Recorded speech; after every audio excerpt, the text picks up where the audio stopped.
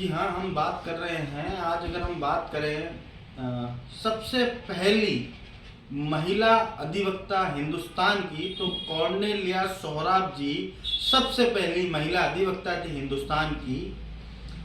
और उसी के तर्ज पर अगर हम उदयपुर की बात करें तो उदयपुर बार एसोसिएशन की पहली महिला अध्यक्षा शकुंतला जी जोशी हमारे साथ मौजूद हैं। शकुंतला जी, सबसे पहले तो आपका उदयपुर न्यूज़ में बहुत बहुत स्वागत है और अंतर्राष्ट्रीय महिला दिवस की आपको शुभकामनाएं। Thank you very much. आपका जन्म 1944 में हुआ, मतलब गुलाम भारत में आपका जन्म हुआ। गुलामी की जंजीरों को तोड़कर जब भारत आगे बढ़ रहा था, उसी के साथ आप भी आगे अपने जीवन की तरफ आगे बढ़े।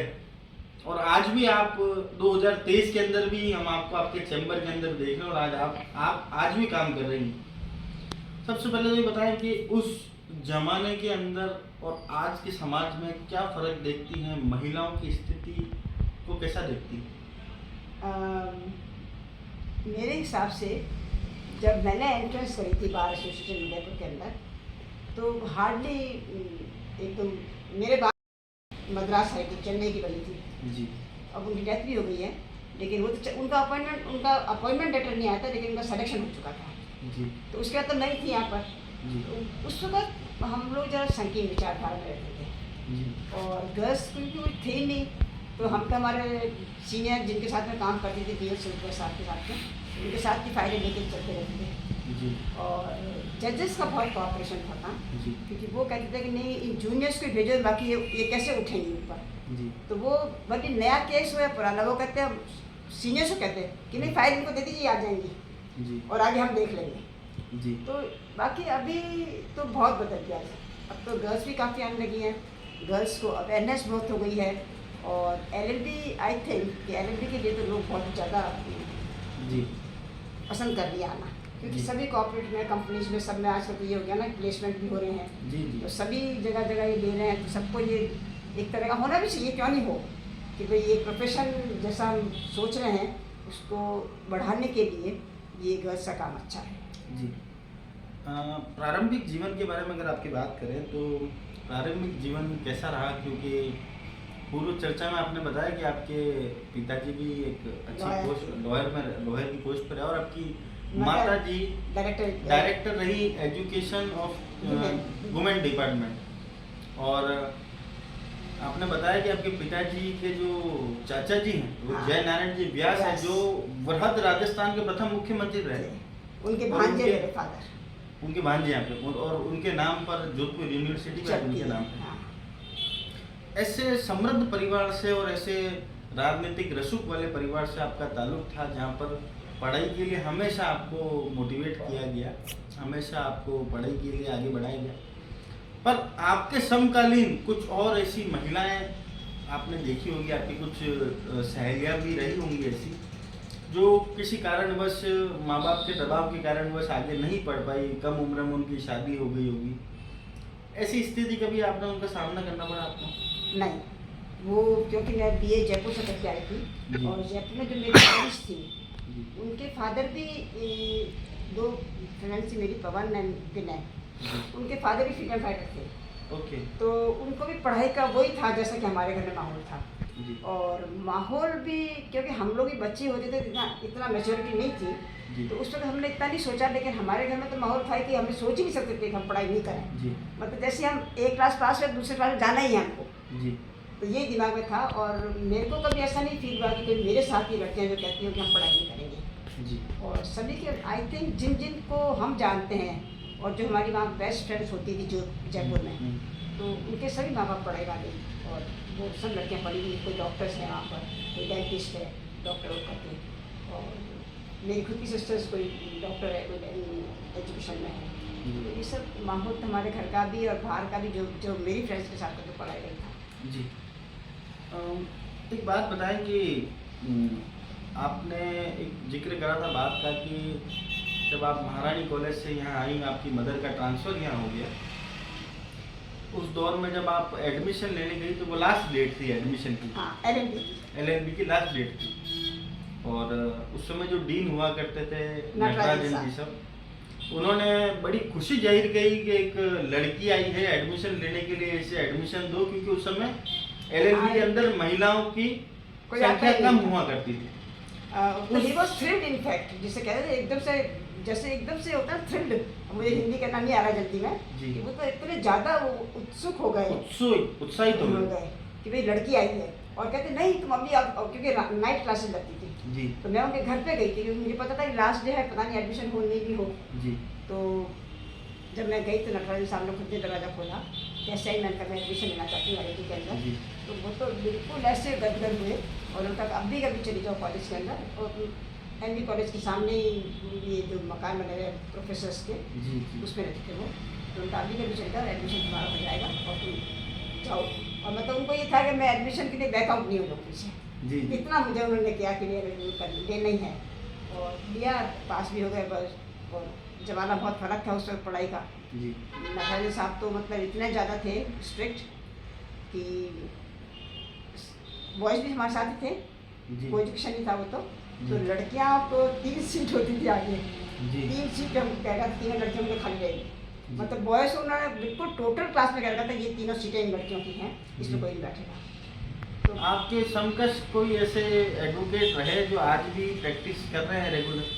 करते हैं, एक श्याम जी है जो मेरे राखी डोरे के भाई भी है, जी जी तो वो कर रहे हैं, और एक और जने हैं, एक जगदीश जी हैं जो मुकुंदा में शिफ्ट हो गए थे, अभी गए थे मालूम पड़ा, जी वो हैं, और एक जाकेटिया साहब है श्याम सुंदरी जाकेटिया, जी वो हैं, और हैं 2-3 एक हैं हम लोग जो अभी जी। हमारे एज वाले ग्रुप में हम लोग काम कर रहे हैं। जी। और समय बदलता गया, देश तरक्की की ओर नृत्य नए आयाम स्थापित करे देश ने। हम जितनी भी सफल महिलाओं से मिले इन 2-3 दिन का हमारा जो प्रयास रहा कि उन महिलाओं से मिला जाए जिन्होंने अपने दम खम पर समाज में कुछ बदलाव लाने की कोशिश करी। उसमें एक आपका नाम भी है, शकुंतला जी जोशी, जो बार एसोसिएशन की प्रथम महिला अध्यक्ष रही। उन सभी के हमने बाल छोटे देखे, बॉय कट बाल देखे। इसके पीछे क्या राज है? क्या आप सभी लोग एक समकालीन स्थिति, मतलब एक हम उम्र है, मतलब आप कोई 60 के दशक में पैदा हुआ, कोई 50 के दशक में, आप 40 के दशक में पैदा हुए। क्या इंदिरा गांधी जी से आप सभी लोग प्रभावित रहे अपने जीवन काल में? मैं तो प्रभावित थी, लेकिन मेरे को तो जब मैं अकेली थी यहाँ पर, और एक श्याम जी, हम तो श्याम जी कहते हैं उनको, राधे श्याम जी व्यास होते थे जो डेथ हो गई थी, वो तो मुझे कहते थे कि दीदी आप चलते तो बिल्कुल इंदिरा गांधी जैसी चाल है हमारे, और हमारे कोर्ट की इंदिरा गांधी हो। जी लेकिन बात छोटे होने का तो मैंने तो कभी इस तरह से नहीं सोचा, ये बात शॉर्ट रखना कन्वीनियंट है, जी ये कन्वीनियंस के हिसाब से रखा हुआ है कि भैया फटाफट धुल गए, काम बन गए, बाकी छोटे लंबे भी नहीं हुए मेरे बाल तो कभी वही नहीं लंबे, छोटे छोटे होते तो बेटर कि मैंने कहा छोटे ही काटो, जी। तो उस हिसाब से छोटे बाल काटे। बार एसोसिएशन में पहली बार जब आप चुनाव लड़ी तो किन किन लोगों का आपको समर्थन रहा और ये ख्याल मन में कैसे आया? वो इसलिए ख्याल आया कि कुछ तो हम भी कीन थे मन में कि हम भी बने यहाँ पर कुछ, जी और बाहर में प्रेसिडेंटशिप के लिए उस जमाने में बहुत फ़र्क बात थी होना, जी और बड़ी बात होती थी बहुत। तो ख्याल तो ऐसे आया कि जब देखते पॉलिटिक्स में कि भाई आदमी लोग सब आ रहे हैं और लड़कियों में कुछ चांस मिले या नहीं मिले, लेकिन हम अपनी तरफ से कंफर्म थे कि अपन लोग खड़ा होना है। जी तो मेरी एक फ्रेंड है, अभी भी है, मिस बख्शी काम कर रही है यहाँ पर, जी जी। तो पहले मैं हारी हूँ एक बार, अच्छा पर वो क्या हुआ कि फर्स्ट टाइम तो इसलिए हारे कि हमारे यहाँ पर एक रूल था कि 10 इयर्स की प्रैक्टिस वाला ही प्रेसिडेंट के लिए खड़ा होगा। जी जी। तो उस वक्त मुझे 10 इयर्स नहीं मिले थे, लेकिन हम खड़े हो गए और 10 वोट से हार भी गए। सेकेंड टाइम वापस खड़े हुए हम, तो फिर जीत गए, और तब तक मुझे 10 साल हो भी गए थे। जी तो वो क्राइटेरिया था। तो अब मैं कैसे, मेरे को ये हुआ कि मैं बनूं, लेकिन समहाउ ऐसा था कि नहीं, अपन को कम्पीट करना है यहाँ पर और अपन को जीत के आना है। क्या आपको लगता है कि सामाजिक बदलाव लाने के लिए हम हमेशा नेताओं के भरोसे रहते हैं? क्या राजनीति में उतर कर सामाजिक बदलाव ज़्यादा अच्छी तरह से लाया जा सकता है? नहीं, मैं इनफैक्ट ये मेरी ओपिनियन है अपनी कि राजनीति में आकर ही बदलाव ला सके ये कोई ज़रूरी नहीं है। जी और अब मुझे बोलना चाहिए कि नहीं चाहिए, आई डोंट नो, लेकिन राजनीति को मैं पसंद नहीं करती, जी क्योंकि बदलाव लाने के लिए कई और तरीके हैं। जी अगर हम पढ़े लिखे हैं और उसके अंदर समाज में अगर हम बदलाव चाहते हैं तो हम उसको उसी हिसाब से ला सकते हैं। ये जरूरी नहीं है कि राजनीति में आके ही बदलाव लाओ, बल्कि राजनीति में आके बदलाव तो और तरीके के होते हैं। हाँ, शारीरिक रूप से होता है, कई गाड़ी आ तरह के हैं, जाती मैं तो है, मैंने कहा ना, मैं बताना नहीं चाहती, बैंक बोलना नहीं बैलेंस आ चाहती। जाता है। हाँ, बाकी बदलाव लाने के लिए आपको एजुकेशन की जरूरत है, और एजुकेशन वाले लोगों के साथ आकर बैठेंगे, उनके साथ डिस्कस करेंगे, उनके साथ बातचीत करेंगे, तो अपना बदलाव आएगा। मैडम, आप शुरू से सिविल केसेस आप देखती रही हैं, और पारिवारिक जो परिवार कोर्ट चलता है उसके अंदर आप उस जमाने में जब आप नए नए आए थे, उस जमाने में परिवार कोर्ट में, तब तो सिविल कोर्ट में ही शायद तलाक वलाक के केस हुआ। डिस्ट्रिक्ट जज के पास थे। अब जब परिवार कोर्ट आ गया तो उसके बाद केसों की संख्या उस समय ज़्यादा थी या आज ज़्यादा? उस वक्त तो हार्डली केसेस होते थे पारिवारिक, और डिस्ट्रिक्ट जज के पावर्स थे, तो जो केसेस होते डिसीजन सुनते थे, लेकिन हार्डली, मतलब एक का दुक्का तिक्का जैसे दूसरे होते हैं सिविल केसेस, उस हिसाब से हम लड़ा करते थे। लेकिन अब तो पारिवारिक न्यायालय के अंदर फैमिली कोर्ट हमारे 1, 2 और 3 हो गई है, लेकिन इतनी भरमार है केसेस की कि बहुत, मतलब कोई कंपैरिजन नहीं है। इतने केसेस कैसे हो गए? मेरे ख्याल से ये 2 बातें हैं इसके लिए, जिसको मैं समझती हूँ कि एक तो लड़कियों का एजुकेशन, तो उनको अपने राइट्स पता लग गए, क्या क्या राइट्स लड़कियों को मिलने में हैं और क्या विधि के अंदर उनको करना चाहिए, तो उस हिसाब से लड़कियां अवेयरनेस हो गई उनके। और दूसरा, सलाह भी देती हैं कि भाई अगर हमको आज किसी के साथ में घर में मुश्किल हो गई है, मैरिड लाइफ ख़राब हो रही है, तो नेचुरली वकील के पास आती हैं कि भाई क्या करें। तो उनको ये भी हो गया कि वकील से सलाह भी ले सकते हैं, और खुद ही पढ़ी लिखी हैं और किताबें पढ़ के उठा देंगे। तो इस बारे अब तो बहुत ज़्यादा हो गया, अब तो कंपेरिजन ही नहीं है, पहले तो कुछ नहीं था, अब तो बहुत ज़्यादा से डाइवोर्स केसेस हो रहे हैं। जिस तरह से एक सिक्के के 2 पहलू होते हैं, एक चित और एक पट, उस तरह से आप कहते हैं कि शिक्षा का सकारात्मक प्रभाव तो है ही, उसमें तो किंतु तो कोई परंतु है ही, पर उसके नकारात्मक प्रभाव भी समाज को झेलना पड़ रहा है।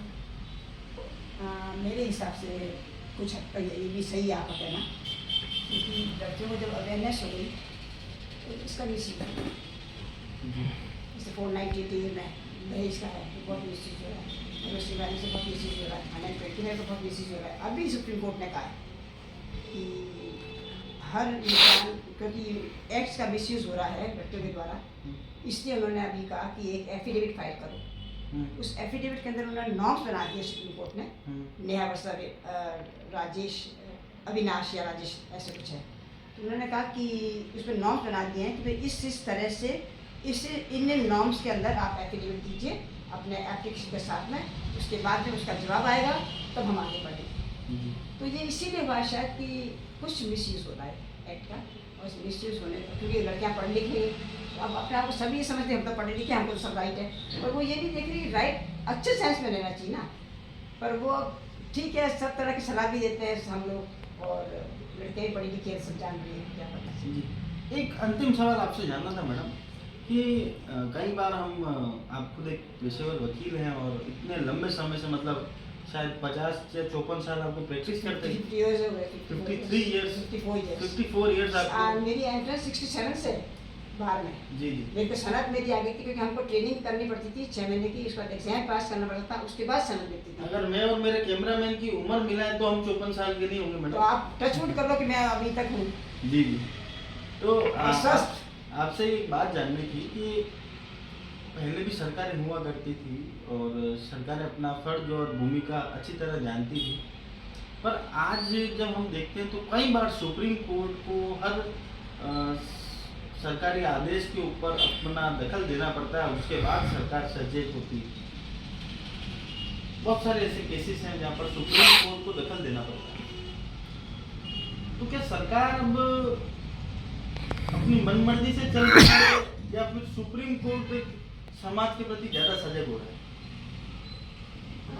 जो सुप्रीम कोर्ट जा रहे हैं वो ज़्यादा सतर्क है, वो ऑर्डर चाहते हैं कि किसी तरीके से कोई मैटर अगर है और ठीक नहीं हो रहा है, तो वो उनको उनके मन में ये आ गया है कि अपन कोर्ट से ऑर्डर लेंगे तभी जाके काम बनेगा।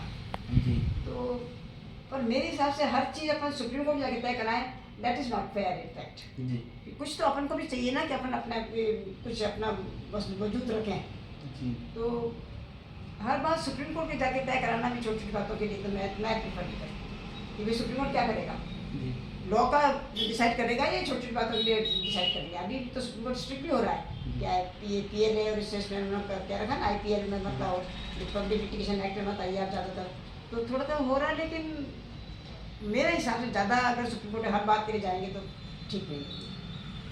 मुझे तो ऐसा लगता है कि सुप्रीम कोर्ट के जो वकील हैं वो दो फाड़ों में, आधे वकील कांग्रेस के, आधे वकील बीजेपी। क्या ये वजह है कि सुप्रीम कोर्ट को ज़्यादा बार दखल देनी पड़ती? नहीं, ये सभी जगह पे है, और मेरे से आप नहीं आंसर लें इसका तो ज़्यादा अच्छा है। जी। इस महिला दिवस पर महिलाओं के लिए कोई विशेष संदेश, और उन महिलाओं के लिए जो उम्र को अपनी बाधा मानती हैं? आज आपको देखकर हमें वाकई में ये एहसास हो गया कि 54 वर्ष, 60 वर्ष में तो सरकार रिटायर कर देती है और 54 वर्ष आपको काम करते करते हो गए। ये तो वाकई में बहुत ही तारीफ के काबिल बात है आपकी। और कुछ महिलाओं को संदेश देना चाहें? मैं यही कहूँगी महिलाओं कि अगर ईमानदारी से अपन काम करेंगे तो इसमें उम्र का कहीं बाधा नहीं है। ईमानदारी से काम करें, मेहनत से काम करें, और जो काम अपने लिया उसको सही ढंग से करें अपन। जी। जैसे वकालत का प्रोफेशन है, अगर मेरे पास कोई काम आता है तो सब किताबों में लिखा हुआ है, मैं अगर किताब उठा के पढ़ूंगी तो मुझे सब कुछ मिल जाएगा। और यही हमारे गुरु ने शिक्षा दी हमको कि कोई भी मैटर आए नया, आप किताब उठा के देखिए, उसमें सब कुछ मिलेगा। कानून इतना लंबा चौड़ा है, इतना कुछ सब कुछ लिखा हुआ अंदर, तो मेहनत अपन लोग करनी पड़ेगी। तो मेरा तो यही शिक्षा है कि गर्ल्स को बिल्कुल भी डिसअपॉइंट नहीं होना चाहिए किसी बात के लिए, और वो आराम से आप जिसके जो प्रोफेशन हो उनका, जरूरी नहीं है कि वो वकालत में हो, जिस भी प्रोफेशन में हो वो ईमानदारी से काम करें, मेहनत से काम करें, और तो सक्सेस उनके हाथ में है। एक उम्र कहीं बाधा नहीं है, उम्र तो अपन सोचेंगे उम्र बाधा है, उम्र कहीं बाधा नहीं है। एक आप बहुत सीनियर मोस्ट वकील हैं, एक छोटा सा सवाल आपसे पूछना था। तो जिस तरह से सुई का कांटा बदलता है जी, उस तरह से हम देखते हैं कि कानून की किताबों में या कानूनों के अंदर रोज नए फेरबदल होते हैं। उनसे आप अपने आप को कैसे अपडेट रखते हैं? जैसा मैंने अभी कहा कि किताबों में सब कुछ लिखा है, तो वो तो पता रहना चाहिए, और पता लग ही पता हो जाता है कैसे न कैसे करके भी ये अमेंडमेंट हुआ है। कभी अखबार आ जाता है, कभी क्या हो जाता है, कभी जैसे आपस में वकील बात करते हैं, कभी और किसी कोई और सोर्सेस से पता लग जाता है कि भाई ये अमेंडमेंट हुआ है इसके अंदर, और अमेंडमेंट होने के बाद किताबें हम लोगों को नहीं पढ़ते। जैसे ये ऐसे निकले हैं, तो हम ले लेते किताबों में जाके उन लोगों से ले लेते हैं, तो ये नया एक्ट आया, ये हमको दे दीजिए और उससे आगे पढ़ लो आप, तो रह नहीं सकता जी। मतलब आपका कहने का टोटल मिला के तात्पर्य यही है, कम शब्दों में अगर शकुंतला मैडम की बात समझी जाए तो पढ़ेंगे तो ही समाज की सारी नई चीज़ों से हम अवगत हो पाएंगे, और पढ़ेंगे तभी हमारा दिमाग खुल पाएगा और हम आगे की ओर उन्नति कर पाएंगे। अपनी बात को विराम देते हैं, और शकुंतला जी आपको बहुत बहुत शुभकामनाएं अंतर्राष्ट्रीय महिला दिवस की, और आप बहुत सी महिलाओं के लिए आदर्श हैं। उसके लिए आपका कोटि कोटि धन्यवाद, आपने अपना कीमती समय दिया। Thank you very much. धन्यवाद। Thank you very much.